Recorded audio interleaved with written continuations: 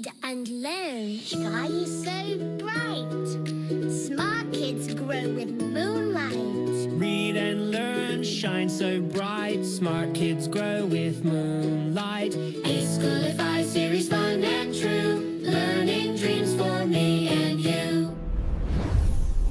Welcome to eSchoolify series. Assalamualaikum, Sigidamayyam Nakris here from the Moonlight International Publishers. My sweet students, how are you? I hope you all are fine. Today I am smiling. Do you know about that? Why?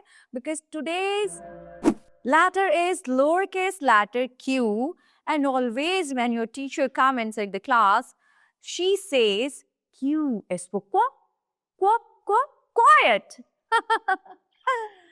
She says, quiet. Okay, today's lesson is about lowercase letter q. We will learn its formation, vocabulary words, and different activities. So let's start. How to write it, how to pronounce it. Start from second line. Make semicircle, go up, come straight down and kick. It will make small letter Q. Q is for quiet.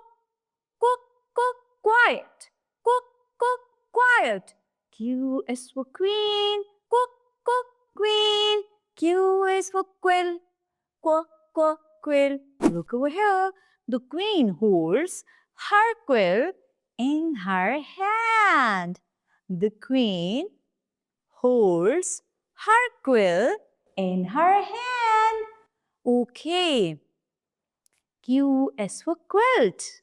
It's winter season and you use quilt at home. Okay, look over here. Who holds the quill? Very good. Queen. Now, how many Q's are there in the above sentence?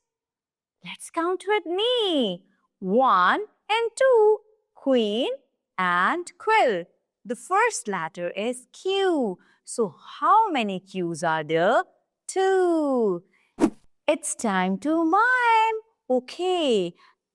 Pretend like that. Make your hand. It looks like duck's beak.